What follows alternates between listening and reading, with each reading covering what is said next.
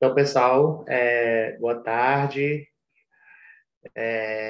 Que bom que nós estamos juntos novamente. Peço muito obrigado a vocês pela compreensão, por tudo. Agora já tá, foi só um susto. Estou na minha casa, graças a Deus, nova. Primeira aula na minha casa nova.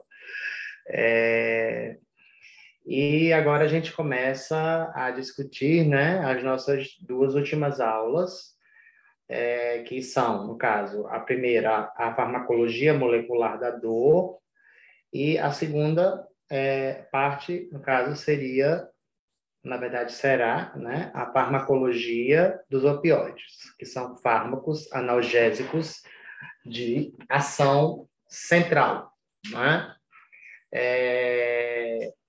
Falando só, dando um preâmbulo, né, em relação à questão da dor, a gente já viu que a dor ela é um componente fisiológico, como vocês devem ter prestado atenção, né, nessa parte aqui, mas a partir do momento em que a dor ela se cronifica, ou seja, ela ultrapassa geralmente um período de 30 dias, mesmo que façamos algum tipo de tratamento farmacológico, essa dor ela pode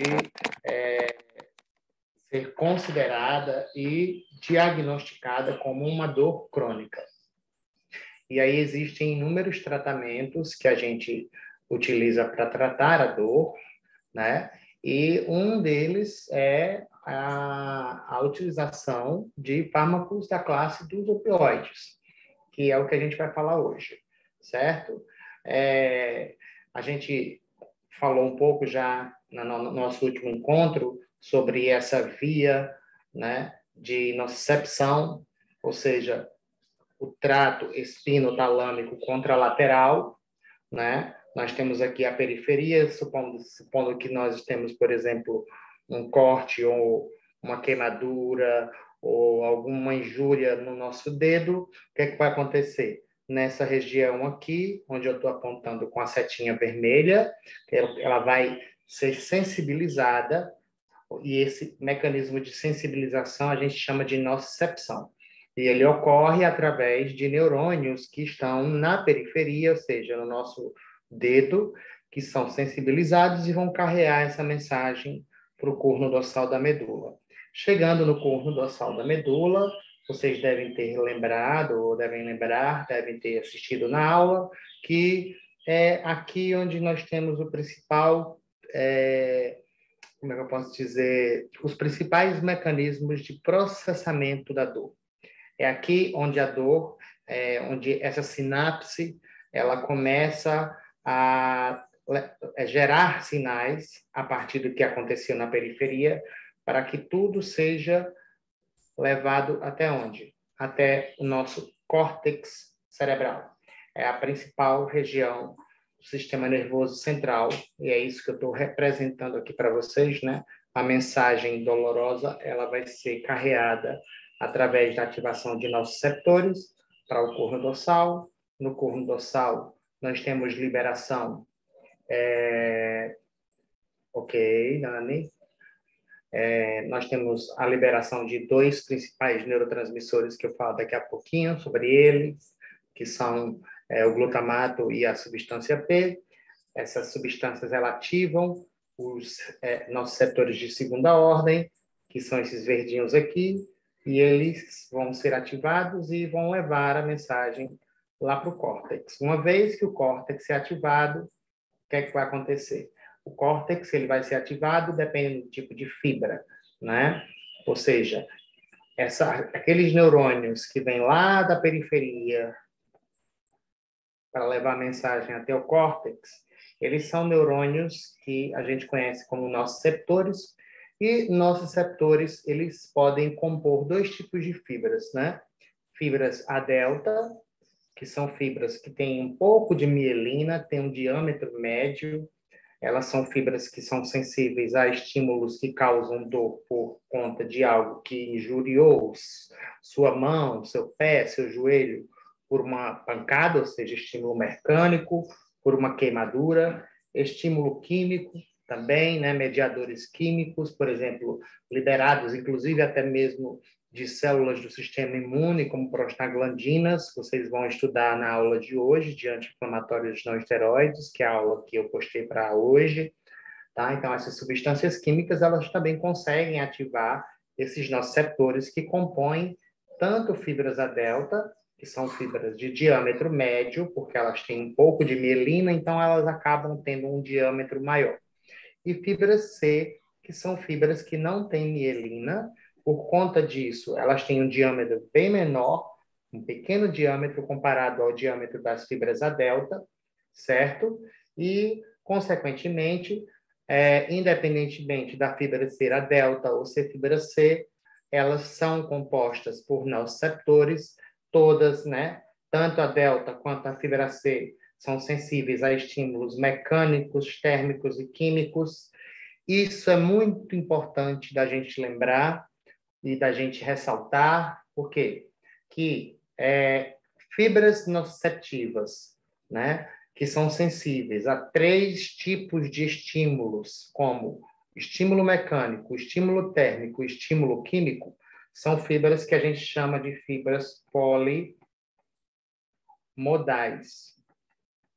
Algumas pessoas também costumam chamar ou denominar como fibras polimoidais, mas a denominação mais atual é polimodal, ou seja, fibras que são sensíveis a 3 tipos de estímulos distintos, mecânico, térmico e químico.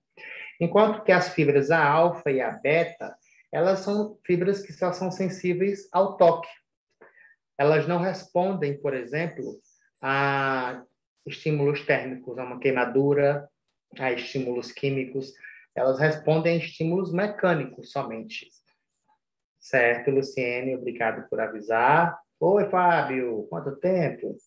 E aí, por isso que as fibras A alfa e A beta, elas não são classificadas como polimodais, porque elas só respondem a um estímulo, que é o estímulo mecânico, ao toque, tá? Se vocês se sentirem à vontade para ligarem as câmeras de vocês, agradeço, para a gente ficar mais familiarizado ainda, cada vez mais, entender melhor a nossa aula, né?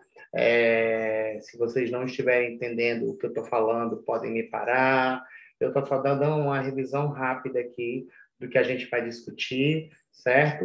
Então, por exemplo, uma fibra A delta ou fibra C, quando ela é ativada por calor, frio, estímulo mecânico, ou seja, uma pressão que vai causar dor ou uma pancada, isso vai gerar uma lesão tecidual, vai ativar o nociceptor.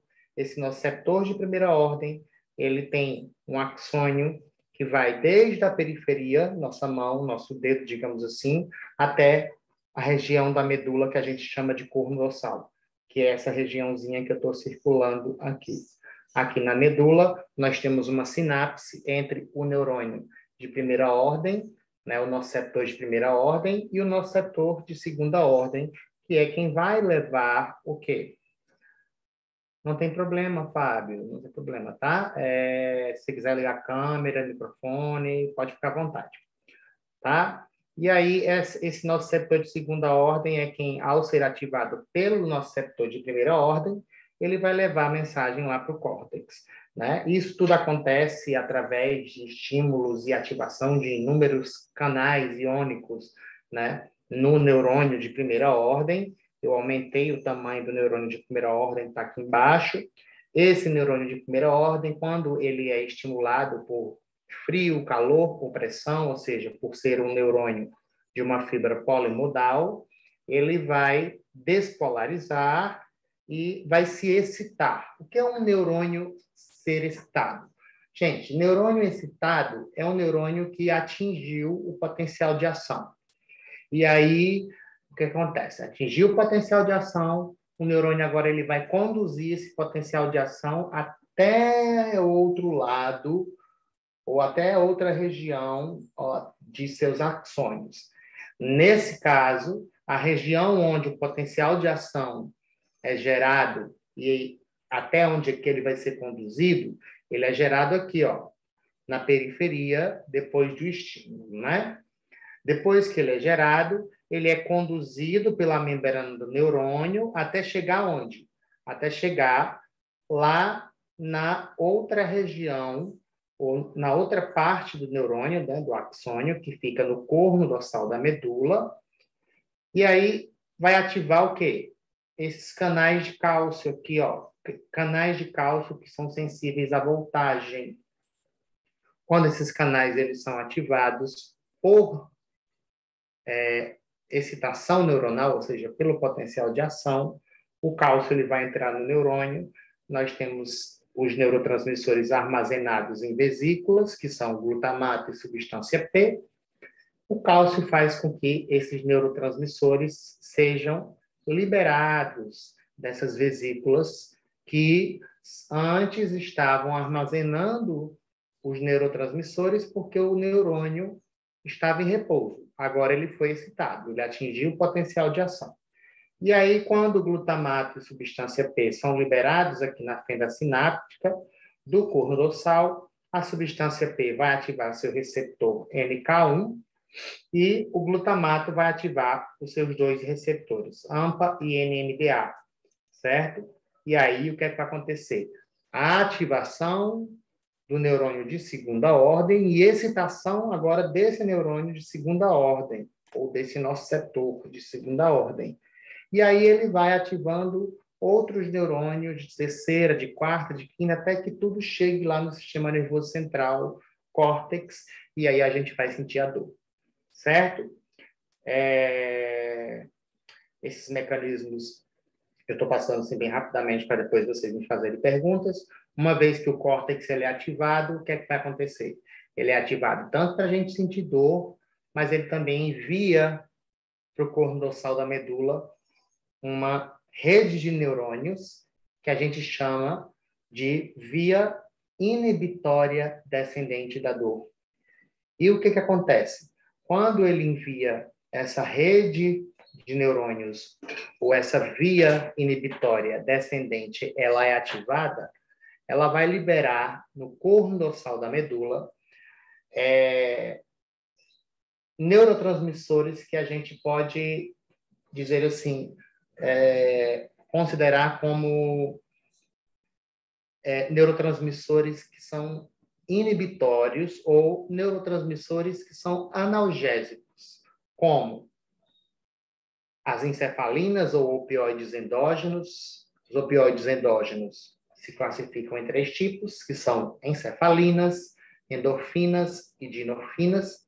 Encefalinas e endorfinas são os principais opioides endógenos, né? Nós temos também liberação de noradrenalina nessa região, que vai ativar seus receptores em diferentes neurônios para poder inibir a dor, e nós temos também a serotonina. E, por último, nós temos o GABA. GABA que está onde? O GABA, que vocês devem lembrar, na aula eu falei, tá aqui, ó, nesse neurôniozinho, rosinha aqui, e aí, ou a noradrenalina, que é liberada do locus ceruleus, ou a serotonina, que é a 5-HT, que é liberada do núcleo magno da RAF, no corno dorsal, vão ativar receptores aqui, ó, esse receptor, na verdade, esse interneurônio que sintetiza o GABA, ele vai ser ativado e aí o GABA começa a ser liberado aqui também.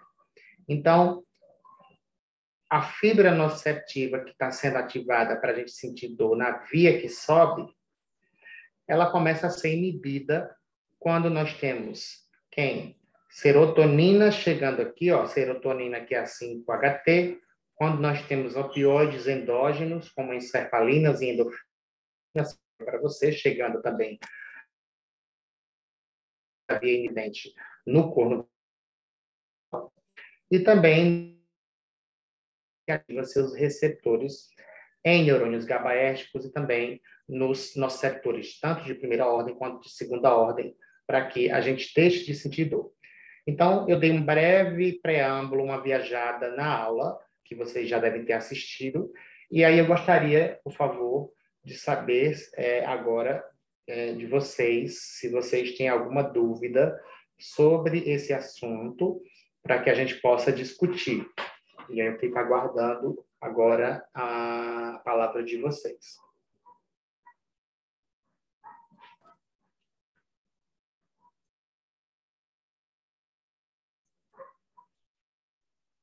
Ô, professor, dessa Oh, daí não tem nenhuma dúvida, não. Eu só que fiquei com dúvida na de última agora. opioide.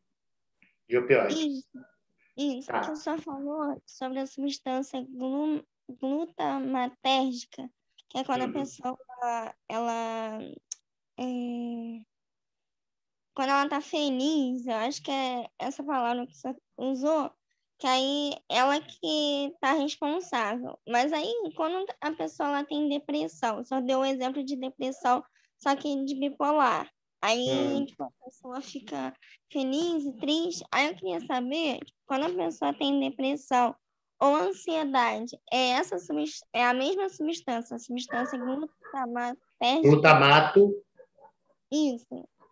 tá. Eu eu não sei direito o nome, mas Existem inúmeras. Ó. Tem glutamato, tem serotonina, é porque o tem senhor falou a glutamatérgica, a substância glutamatérgica. neurônios. Não, eu falo sobre neurônios glutamatérgicos. Neurônio glutamatérgico é uma coisa e glutamato é outra. Qual é a diferença?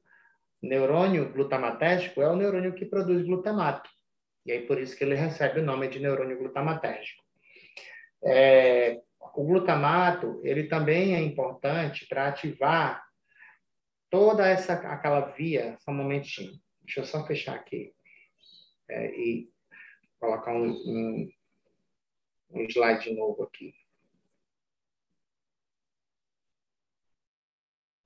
Por exemplo, nós temos aqui córtex,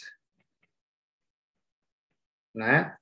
Nós temos a substância cinzenta periaquedutal, que é a PAG. Nós temos aqui o núcleo da RAF, bloco cerúleos. Aqui nós temos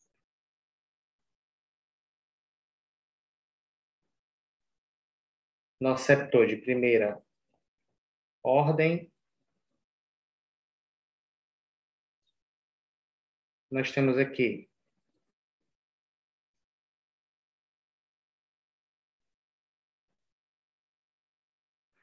noceptor de segunda ordem. Como eu falei para vocês, vai ser liberado daqui em glutamato mais substância P. E aí a gente vai sentir o quê? Dor. Não é isso, Mayara? Lembra? Aham, lembro. Só que acontece o seguinte, isso acontece porque o córtex ele é ativado. Quando o córtex ele é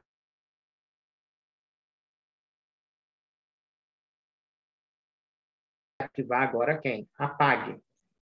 E a PAG, ao ser ativada, ela vai ativar quem? O núcleo magno da RAF, que é o NMR, mas também vai ativar o locus ceruleus. E aí o núcleo magno da RAF, quando ele é ativado,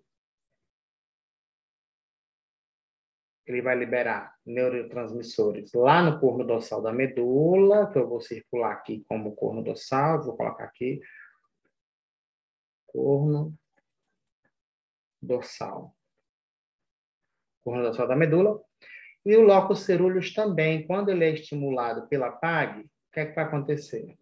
Vai acontecer que ele também vai liberar neurotransmissores, na verdade, um neurotransmissor aqui no corno dorsal da medula. Quando a PAG ativa o núcleo magno da RAF, quem é que vai ser liberado no corno dorsal da medula? Opioides endógenos, mais serotonina, não é? E quando o locus ceruleus ele é ativado, quem vai ser liberado aqui é a noradrenalina. E aí nós temos também aquele interneurôniozinho gabaérgico aqui pequenininho, Tá horrível, mas eu acho que dá para vocês entenderem que a serotonina ativa esse neurônio e a noradrenalina também ativa esse neurônio, liberando GABA. Todas essas substâncias, quando elas são liberadas nessa região do corno dorsal da medula, elas vão fazer o quê? Eu vou fazer um X aqui, ó, e elas vão, ó, inibir a dor. A gente deixa de sentir a dor. Mas onde que eu estou querendo chegar? Para responder a sua pergunta. Como é que o córtex ativa a PAG? Como é que a PAG ativa o núcleo magno da RAF? Para o núcleo magno da RAF liberar no corno dorsal opioides endógenos e serotonina. Como é que a PAG ativa o locus ceruleus para que o locus ceruleus libere no núcleo magno da RAF a noradrenalina, para a gente deixar de sentir dor? Tem que existir um neurotransmissor ou neurotransmissores que sejam liberados ou que seja liberado pelo córtex para ativar a PAG, da PAG para ativar o núcleo magno da RAF, da PAG para ativar o locus ceruleus, para que eles liberem lá no corno dorsal da medula noradrenalina, opioides endógenos, serotonina e, consequentemente, GABA. E qual é o principal neurotransmissor que ativa a PAG ao ser liberado do córtex? Ó.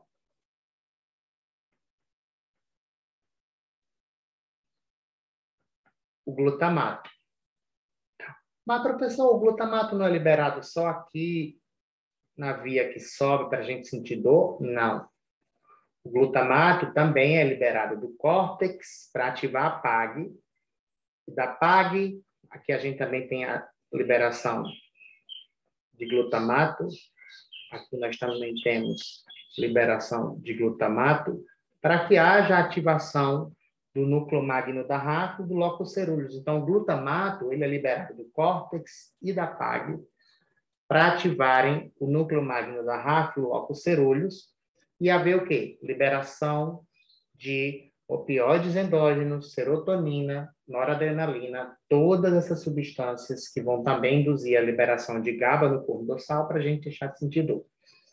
Quando nós temos um paciente depressivo, acaba que essa via descendente que inibe a dor, ela começa a ficar defeituosa. E aí o paciente, às vezes ele nem tem depressão, mas vamos supor, ele tem dor crônica, que é uma dor que dura mais de 30 dias. Isso acontece porque essa via que desce do córtex para o corno dorsal da medula, ela começa a se tornar defeituosa, ou seja, tem menos glutamato sendo liberado do córtex para ativar a PAG. Então, a PAG ela vai ser ativada em menor proporção, em menor intensidade. Se a PAG é menos ativada do que o fisiológico, vai ter menos também ativação do núcleo magno da RAF. E também uma menor ativação do locus ceruleus. Consequentemente, nós vamos ter redução lá no corno dorsal da medula da liberação de serotonina, da liberação de noradrenalina, da liberação de opioides endógenos e também de GABA, porque tudo, uma coisa depende da outra. Então, vamos supor, eu sou um paciente, digamos assim, que tenho dor crônica. A dor crônica é uma dor que ela se estende por mais de 30 dias, digamos assim, ou às vezes até mesmo pela vida inteira. E é uma dor que não tem cura. A dor crônica, ela transforma essa via que desce, ou a via inibitória descendente, ela meio que, digamos assim, essa via ela fica defeituosa. E aí esses neurônios glutamatérgicos do córtex, da PAG, eles liberam menos glutamato. Então, se tem menos glutamato sendo liberado do córtex, menos a PAG vai ser ativada. Se tem menos glutamato sendo liberado da PAG, menos a PAG vai ativar o núcleo magno da RAF e menos a PAG vai ativar o locus ceruleus. Então, consequentemente, a intenção da liberação dessas substâncias endógenas que inibem a dor. E aí, por isso que o paciente, com o passar do tempo, ele vai tendo, a dor dele vai ficando mais intensa à medida em que o tempo vai passando. porque essa via inibitória descendente ela vai ficando defeituosa. Como eu falei para vocês também na aula, a dor ela tem um componente tanto sensorial, ou seja, a gente sente a dor, mas também um componente emocional. O componente emocional também é regulado por neurônios glutamatérgicos em vários aspectos. E acaba que quando você sente muita dor, essa dor que você sente em excesso é porque essa via inibitória descendente ela está defeituosa,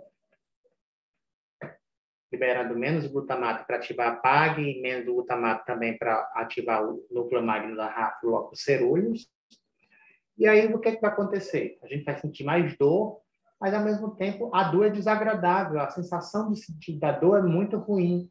E aí, acaba que o paciente, com o passar do tempo, vai ficando com aquela sensação desagradável constante, e isso pode fazer com que ele desenvolva depressão. Entendeu, Mayara? Entendi, sim. Conseguiu agora entender? O principal é a gente ter em mente que o glutamato ele não é liberado só aqui para a gente sentir dor, não. Ele também precisa ser liberado pela via inibitória descendente para poder fazer com que o opioide endógeno, serotonina, noradrenalina e GABA consigam inibir a dor no corno dorsal. Ele também regula isso.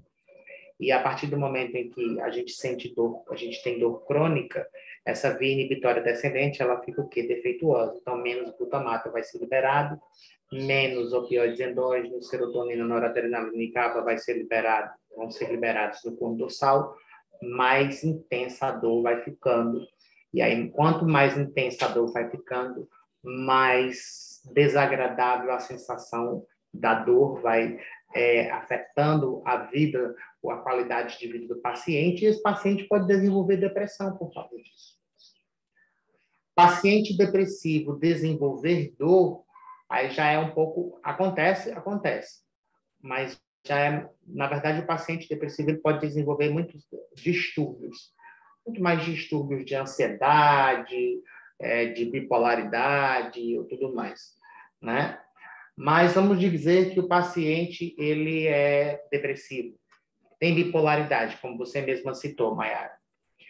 E aí esse paciente, ao mesmo tempo, ele sofreu um corte, na verdade, muito intenso, ou ele sofreu uma lesão que gerou uma dor que se intensificou, porque esse paciente ele já tem a via que regula o humor dele defeituosa.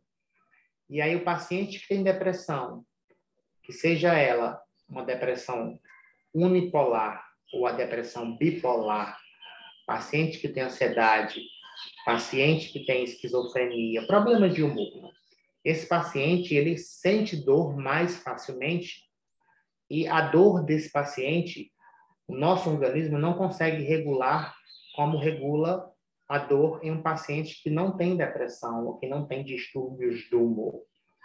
Porque no paciente normal, essa via que desce, ela está funcionando fisiologicamente e o glutamato está sendo liberado para ativar a liberação dessas substâncias no corno dorsal da medula e a gente deixar de sentir dor.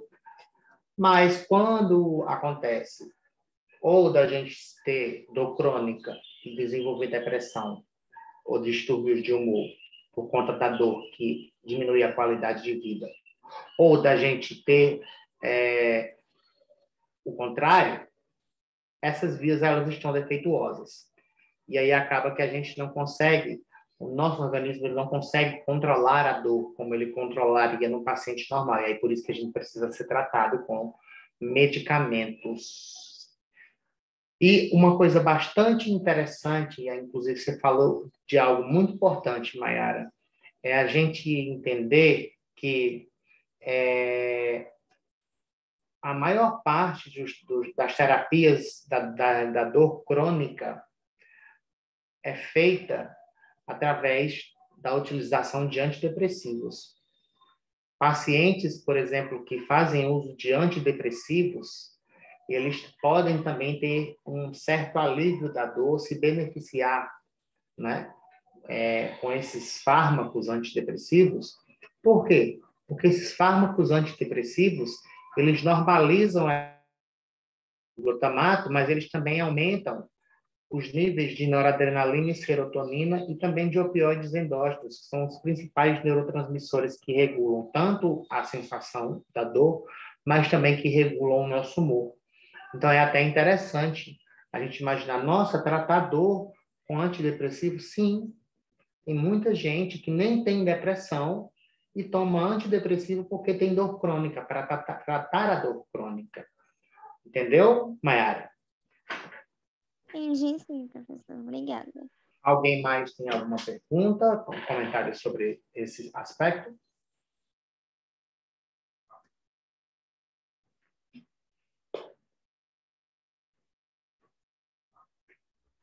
Ô, professor, Oi, Fábio. pegando por base esse seu desenho aí, então a gente conclui que essa via inibitória ela vai agir no corno dorsal da medula, mas sempre no neurônio de primeira ordem, né? Nem sempre.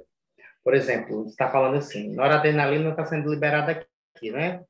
Não é isso? Isso. Ela toda ela aqui no neurônio de primeira ordem, impedindo que o glutamato seja liberado. Mas ela também ativa seu receptor aqui.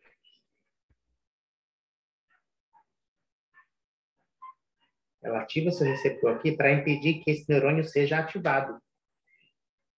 Os neurotransmissores que são liberados aqui no corno dorsal, tanto opioide endógeno quanto serotonina, mas opioide endógeno, noradrenalina, principalmente GABA, eles agem tanto no neurônio de primeira ordem quanto no de segunda. No de primeira ordem, eles ativam seus receptores para impedirem que o glutamato e a substância P sejam liberados e aí impedirem que o glutamato e a substância P ativem o neurônio de segunda ordem. E, consequentemente, eles também ativam seus receptores, que estão expressos aqui no neurônio de segunda ordem, para impedir mais ainda que esses, como é que se diz, nociceptores de segunda ordem sejam ativados. Então, é como se fosse assim, um mecanismo de prevenção, entendeu, Fábio? Eles ativam os receptores no neurônio de primeira ordem para impedir que o glutamato e substância P sejam liberados, mas eles também ativam no receptor de segunda ordem para prevenir que esse neurônio seja ativado de todas as formas. Ou seja, é uma questão de tentar potencializar o quê? Potencializar a inibição da dor. Então, por isso que eles vão trabalhar sempre ativando receptores no neurônio de primeira ordem, mas também no de segunda ordem, entendeu, Fábio? Entendi. É porque eu achei que o foco era sempre o de primeira ordem. É o principal. Né? É o principal porque você impedir a liberação de glutamato, substância P, é o foco, né? O que o organismo foca. Só que o organismo, nosso organismo, ele é muito inteligente nessa região do corno dorsal, por isso que eu falo na aula, inclusive, que essa é a principal região de processamento da dor, porque é onde ela começa a ser processada para a gente sentir, quando o glutamato e a substância P são liberadas, mas é também nessa região que o glutamato e a substância P deixam de ser liberados quando a noradrenalina, serotonina, opioides endógenos e GABA começam a entrar no pedaço, ou seja, começam a mandar no pedaço, porque eles ativam seus receptores no neurônio de primeira ordem, impedindo que o glutamato e substância P sejam liberados, e também ativam seus receptores no neurônio de segunda ordem, para quê? Para impedir que, mesmo que ativou, vamos supor, Fábio, ativou noradrenalina, opioides endógenos, GABA, ativaram todos os seus receptores no neurônio de segunda ordem, e isso ainda não foi capaz de impedir que alguma coisa de glutamato e substância P saia do neurônio de primeira ordem. Porque se a injúria for muito forte, se você e a noradrenalina, e GABA e opioides endógenos agirem só no de primeira ordem, pode ser que eles não consigam, só no neurônio de primeira ordem, impedir que o glutamato e substância P sejam inibidos, ou seja, a liberação deles totalmente. Porque dependendo se a injúria for muito forte, pode ser que ainda assim continue saindo glutamato e substância P, mesmo que essas substâncias estejam ativando os receptores para impedir a liberação de glutamato e substância P. Então, por isso que eles também ativam receptores no neurônio de segunda ordem para prevenir que, mesmo que glutamato e substância P sejam liberados, que o neurônio de segunda ordem seja ativado. Isso acontece muito comumente, quanto mais intensa a dor for, mais esse mecanismo de prevenção, ou seja, ativação dos receptores, tanto no de primeira quanto no de segunda, ele vai ser potencializado. Aí você fala, mas isso acontece quando a dor é muito intensa? Não, acontece sempre. Mas acontece sempre justamente porque o organismo ele quer se precaver para impedir que, caso ele já imagine o seguinte, está acontecendo injúria aqui, na periferia, que está causando dor. Ele não sabe se a injúria vai ser uma injúria que vai se intensificar ou se vai ficar naquele patamar. Então, ele vai, o quê? O córtex vai liberar essas substâncias, opioides endógenos, noradrenalina, GABA, serotonina, e tudo isso vai ativar receptor, tanto no neurônio de primeira ordem quanto de segunda, porque a intensidade da dor no organismo ele não consegue saber, não consegue imaginar, né? O córtex ele não consegue pensar, vai ser só isso de dor, então eu vou ativar só os neurônios de primeira ordem, ou inibir só os neurônios de primeira ordem. Eles inibem tanto de primeiro quanto de segunda, para poder ter garantia de que, mesmo que a dor ela se intensifique, ou a injúria seja uma injúria muito intensa, ele consiga prevenir que o de segunda ordem seja ativado. Agora, só que acontece que nem sempre o nosso organismo, através desse mecanismo do córtex, ele consegue inibir a dor. A gente precisa tomar medicamento. Por quê? Porque nem mesmo o córtex agindo, liberando as substâncias que inibem o neurônio de primeira ordem e de segunda ordem, nem mesmo assim a dor ela deixa de acontecer. Por quê? Porque a injúria está tão forte que o córtex ele não consegue liberar a quantidade de substância suficiente, ou seja, de opioide endógeno, serotonina, noradrenalina e GABA no corpo dorsal para inibir a dor. E aí acaba que a gente precisa tomar analgésico. Qual analgésico? Depende da dor. Ou seja, se for uma dor aguda, lógico que você não vai tomar morfina para uma dor que você sabe que vai passar com dipirona ou com paracetamol. A gente vai ter uma aula falando especificamente disso na próxima semana. Entendeu, Fábio? Entendi. Então, porque na aula de opioides até percebi isso, que a morfina, por exemplo, ela se liga também no de segunda ordem. Exatamente. Né? Mas aí me ficou a impressão de que os opioides endógenos, eles se ligam só no de primeira ordem. Não, porque se a morfina se liga no de segunda ordem, ela se liga no receptor do opioide endógeno. Entendi. Então, o opioide endógeno também se liga no de segunda ordem, impedindo a excitação. Só que quando o organismo não consegue inibir isso, quem é que vai trabalhar? O fármaco, a morfina, digamos assim, se a dor for muito intensa, ativando o receptor que o opioide endógeno não consegue ativar, porque o córtex ele não consegue ativar e liberar substância suficiente. Se fosse assim, a gente não precisava de anestésico, não precisava de analgésico. Por quê? Porque o córtex ele regularia tudo. Então, quando o córtex não consegue inibir a dor, quem é que vai inibir? Fármaco, analgésico, independentemente da classe. Aí, dependendo da intensidade da dor e da duração da dor também, né? Com uma dor aguda, uma dor de curto prazo, mesmo que seja muito intenso, o ideal é que você trate com um analgésico que não seja um analgésico opioide, ou que, se for um analgésico opioide, que seja uma administração que não dure muito tempo, para o paciente não desenvolver dependência, não ficar, como é que se diz, tolerante à substância também, entendeu, Fábio? E aí, o que acontece? Acaba que é melhor você tratar o paciente com outro tipo de analgésico. Pode ser, por exemplo, um anti-inflamatório, que vocês vão ver a aula hoje, né? Pode ser uma dipirona, pode ser um paracetamol, né? Para você tratar uma dor que é uma dor curta, que você sabe que vai curar rápido. Agora, se a dor é uma dor crônica, Eu não sei se você viu na aula de opioides que existe uma escala analgésica da Organização Mundial da Saúde. Dependendo, dependendo da intensidade da dor, aí existem estratégias que você vai, dependendo da intensidade da dor, existem fármacos específicos que você vai tratar o paciente com aqueles fármacos dependendo do grau de dor que ele está sentindo. Por exemplo, um paciente que tem dor de grau 2 ou grau 3, ele já pode ser tratado, por exemplo, com opioide. Mas não necessariamente, por exemplo, grau 2, não necessariamente a morfina, porque a morfina é muito potente. Mas pode ser quem? Um tramadol, tramal, que já é mais fraquinho do que a morfina.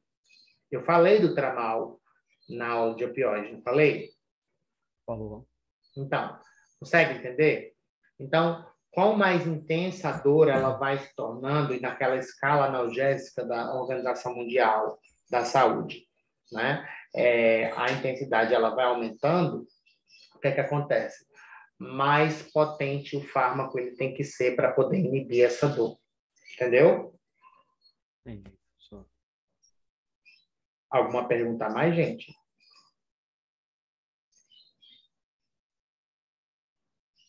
Sobre a aula de opioides. Alguém tem alguma pergunta?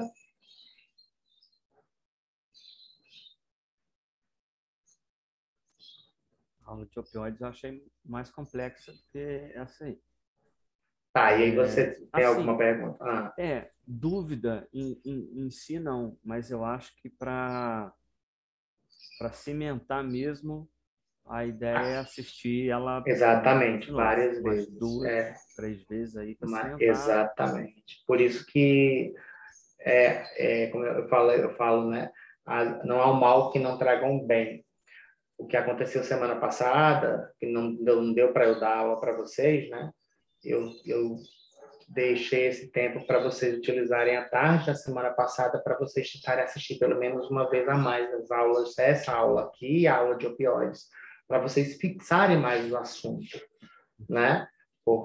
Mas assim, não deu porque tive que fazer isso, mas se tiver como fazer, faz. Assiste de novo assiste de novo a aula de opioides, porque são aulas complexas, mas que se você assistir 2 ou 3 vezes, né? Eu sei que são grandes demais, mas se você se organizar para isso, você vai conseguir entender tudo, porque é uma sequência de eventos, né? Entendeu, Fábio? Uhum. Não, é justamente isso, porque a explicação lá tá bem feita, tá. Vocês gostaram do esquema da aula, da sala de aula mesmo? Eu achei legal. Parecia, até eu gosto de assistir aquela aula às vezes, sabe? Não é nem para aprender aquilo, porque aquilo já está na minha cabeça, já entrou por osmose reversa já. Mas é porque eu gosto de assistir, às vezes, para matar a saudade, porque a gente parece que a gente está na sala de aula mesmo, né? Enfim. E é isso, mas eu estou aqui agora disponível para vocês fazerem agora perguntas sobre essas 2 aulas, a aula de farmacologia molecular da dor e a aula de opioides, tá? Se tiver dúvida, alguma coisa, e lembrem-se, a hora de ter a dúvida é agora, mas o professor Alan tem lá o WhatsApp dele, profissional, que se não der para eu tirar a dúvida no dia da aula, eu posso mandar uma mensagem de voz para ele tentar me ajudar. Certo? Então, depois, se vocês não conseguirem, vocês assistirem novamente a aula, assistirem esse vídeo aqui que eu vou postar para vocês, talvez ainda hoje, e não conseguirem, surgir uma dúvida que vocês não consigam responder, vocês podem me mandar mensagem de voz lá no WhatsApp, que aí eu vou fazer o possível para tentar responder vocês, para vocês entenderem melhor. Ô, professor, enquanto algum colega formula uma pergunta aí, não sei, então aproveitando esse esquema do desenho aí, o foco de ação desses opioides endógenos e tal é levar esse neurônio à repolarização? Exatamente. Repolarização que depois vai levar à hiperpolarização, ou seja, a inibição do neurônio. ele faz com que, porque o neurônio, quando está excitado, ele está despolarizado, né? Tá positivo. O opioide, ou o receptor opioide, quando é ativado, ele diminui essas cargas positivas, ou seja, deixa a membrana mais negativa. E aí o neurônio ele vai repolarizar e vai ficar no estado de repouso. Então, se ele está no estado de repouso, ele não consegue levar a mensagem para o córtex, se a gente não consegue, você não vai sentir dor. Entendeu? Quer dizer, seja por uma via ou por outra, pela entrada de cloreto e Independentemente de ativando o qual seja. GIRC, o negócio Independentemente. repolarizar. Exatamente, é não deixar a membrana ficar positiva ao ponto dela atingir o potencial de ação.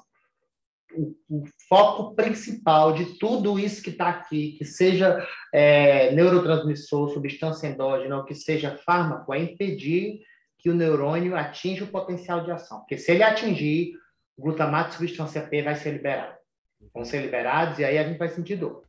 Então, independentemente do mecanismo, essa pergunta foi maravilhosa. Independente do mecanismo, o principal objetivo de todas essas substâncias aqui, dos fármacos que agem nessa região, por exemplo, como opioides, né, é o quê? É impedir que os neurônios da via que sobe para a gente sentir dor, seja a via ascendente, para que essa via ela não seja ativada, ou seja, para que o neurônio ele repolarize, para que o neurônio ele volte ao seu estado de repouso, para que o neurônio ele deixe de ser excitado. Entendeu, Fábio? Entendi. Tá todo mundo saindo? Por quê? Entendi, não. Ah, estão voltando agora. Agora estão voltando.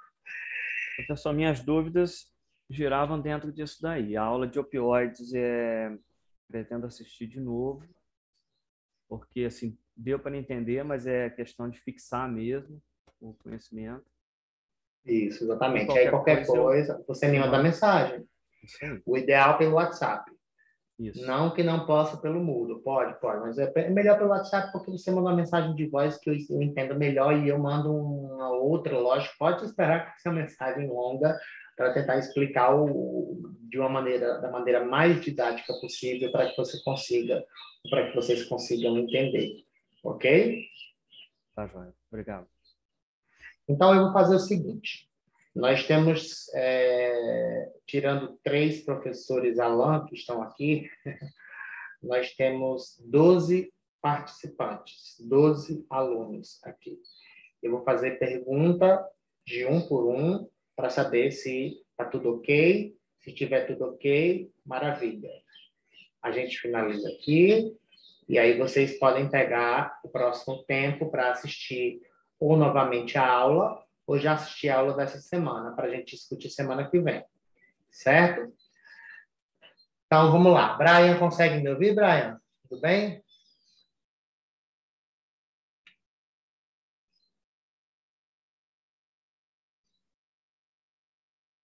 Brian está me ouvindo?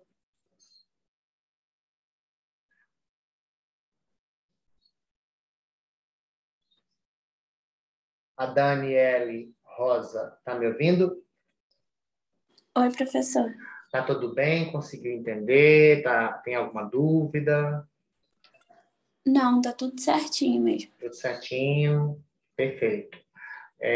O Guilherme, tudo bem, Gui? Como é que você está?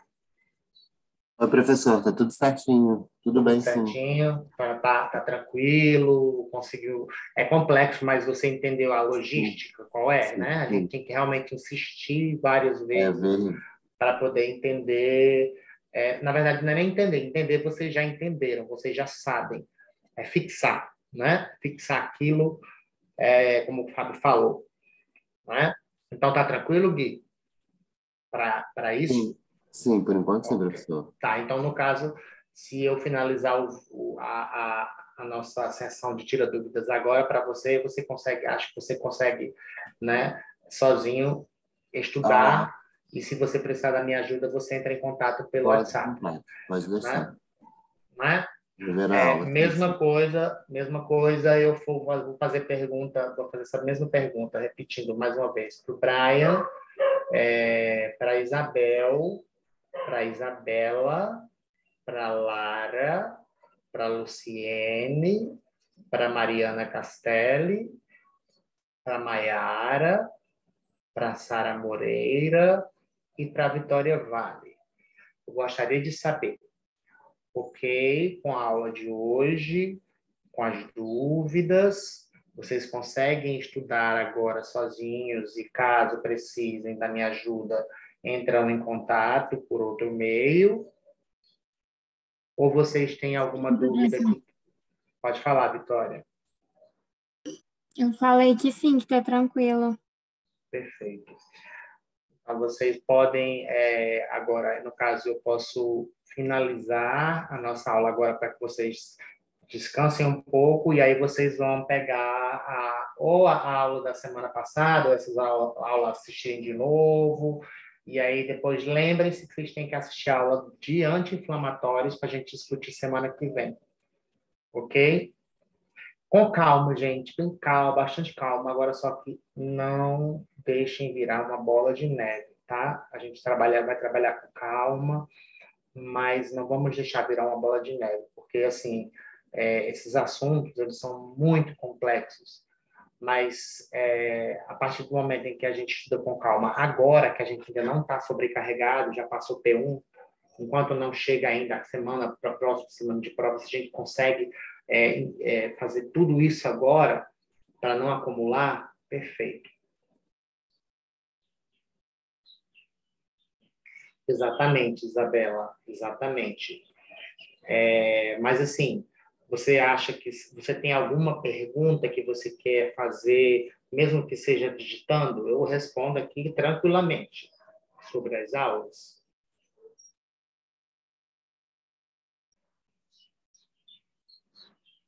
Tá ótimo, então. Então, fica combinado assim, né? Qualquer dúvida sobre essas duas aulas agora serão retiradas, no caso, se vocês tiverem alguma dúvida pontual, através de mensagens, né? Ok? De preferência no meu WhatsApp profissional. Oi, Maiara. Professor, eu só tenho dúvida no estudo dirigido, porque eu comecei a fazer, aí eu não consegui fazer a 3 e a 4, aí eu não mandei por causa disso. Cite quais os tipos de fibras nervosas condutoras da dor e descreva suas principais características estruturais e funcionais. Olha só, vamos lá, rapidinho, só para te explicar aqui. Deixa eu só deixar aqui para encontrar qual que é a manter. Os tipos de fibras são esses aqui, ó. Fibras nervosas condutoras da dor, Mayara, são fibra delta, a delta, tá? E fibra C. Qual a diferença entre um e outro? A fibra delta é pouco mielinizada, tem um pouquinho de mielina, tem um diâmetro médio e é sensível a estímulo mecânico, térmico e químico, aquilo que eu falei no começo da nossa aulinha de hoje. Fibra C tem um diâmetro pequeno, por quê? Porque ela não tem mielina, mas ela também carrega a mensagem dolorosa, por isso que ela é uma fibra nociceptiva. Então, as diferenças, né, você citar quais os tipos de fibras nervosas condutoras da dor, é você dizer o quê? São fibras A delta e fibra C, e descrever suas principais características estruturais e funcionais. Quais são? Estruturais. A fibra delta tem pouco mielina, diâmetro médio. Fibra C não tem mielina, diâmetro pequeno. Isso é característica estrutural. E funcional. Fibra A delta e fibra C são fibras que respondem a estímulos mecânicos, térmicos e químicos. E aí elas são formadas por nociceptores. Esses nociceptores são aqueles nociceptores de primeira ordem que vão liberar glutamato e substância P lá no corpo dorsal da medula para a gente sentir dor. Isso é função. E como é que a gente compara essas fibras com as fibras proprioceptivas? Fibra proprioceptiva é fibra A delta e fibra A alfa. São fibras que têm um diâmetro muito largo, é o maior diâmetro de todos. Olha, essa camada aqui é a camada de mielina. Olha quanta mielina essas fibras que são sensíveis apenas ao toque, elas têm. Então, por isso que funcionalmente e estruturalmente, a diferença dessas fibras que a gente chama, em vez de nociceptivas, a gente chama de proprioceptivas, que são fibras sensíveis ao toque e não à dor, ou ao estímulo que causa dor, né? Diferenças das fibras nociceptivas, A, delta e C, para as proprioceptivas, que são a alfa e a beta, é o quê? A estrutura em relação que essas fibras A alfa e A delta têm um diâmetro muito largo, porque elas são o quê? Elas são muito mielinizadas. Elas são fibras rápidas, elas conduzem muito rapidamente o potencial de ação. Por quê? Porque elas têm muita mielina, e mielina auxilia, né, na rapidez dessa condução do potencial de ação. E elas respondem somente a estímulos mecânicos, ou seja, elas não são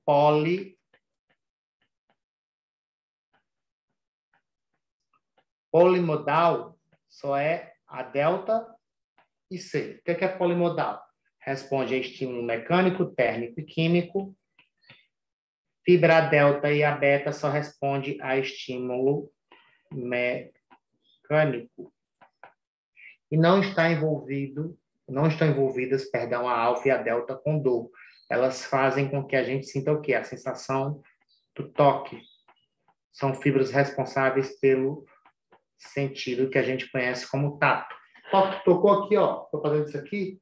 É fibra alfa e fibra delta, perdão, a alfa e a beta que está sendo ativada. Agora, a partir do momento que estou tocando, não estou sentindo dor. É a alfa e a beta.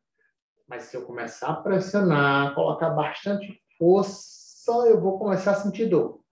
Aí já não é mais a alfa e a beta que está sendo ativada. Quem começa a ser ativada agora é a delta e fibra C, que são fibras que são nociceptivas. Entendeu, Mayara? Entendi, sim. E se eu fizer e te mandar hoje, ainda vale ou não? Eu acho que eu estendi o prazo.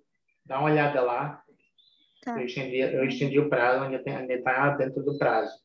Tá? Qualquer coisa você me manda mensagem no WhatsApp. Aham. Tá? Mas eu acho que eu estendi até mês que vem para vocês mandarem esse estudo dirigido. Tá? E a 4, que você também tem dúvida,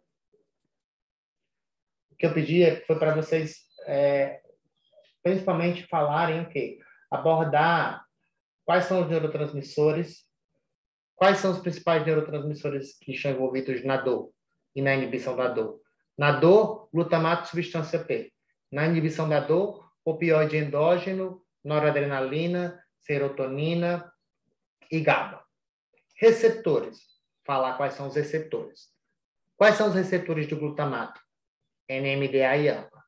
Quais são os receptores da substância P? NK1. Quais são os receptores opioides, dos opioides endógenos? Receptores opioides.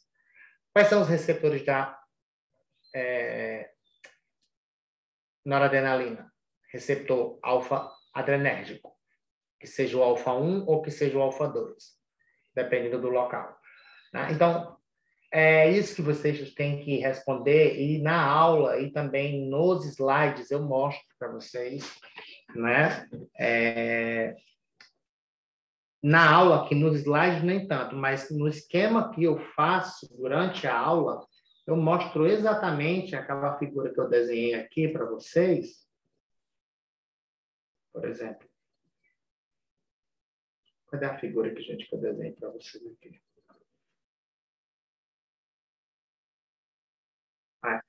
Nessa figura aí, se você, Mayara, assistir a aula, você vai ver que eu mostro todos os receptores que estão expressos nos neurônios, como que eles são ativados, né? Tanto na via excitatória ascendente quanto na via inibitória descendente.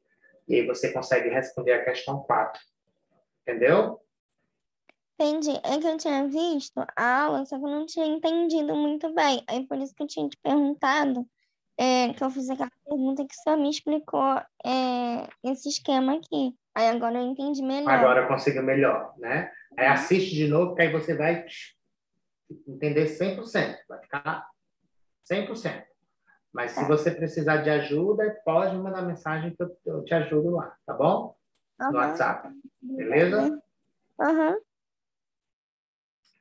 Pessoal, então, posso ir nessa, né? Podemos ir nessa para vocês ficarem livres agora para estudarem a aula novamente ou assistirem já a aula dessa semana, ok?